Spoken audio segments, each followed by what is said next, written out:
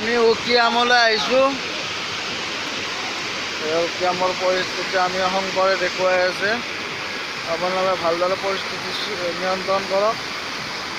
আপোনালোকৰ সাহায্যই আমাৰ সাহায্য আৰু আপোনালোকৰ নিয়ন্ত্ৰণে আমাৰ নিয়ন্ত্ৰণ। কাৰণ আমি চবেই জানো যি জ্ঞান কেনেকুৱা। সাৱধান, স্লিপ খাব পাৰে।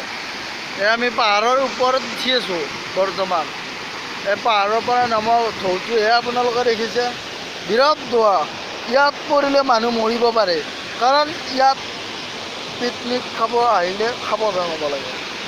এইটো সাগৰৰ দৰে নিচে দ। কাৰণ এই চাওক, মই বৰ্তমান এই হেৰিত থাকি বিৰাট কৰিছোঁ, সাৱধানেৰে চলি আছোঁ। কাৰণ ইয়াত পৰিলে মানুহ মৰণ। সেইকাৰণে আপোনালোকক অতি শীঘ্ৰে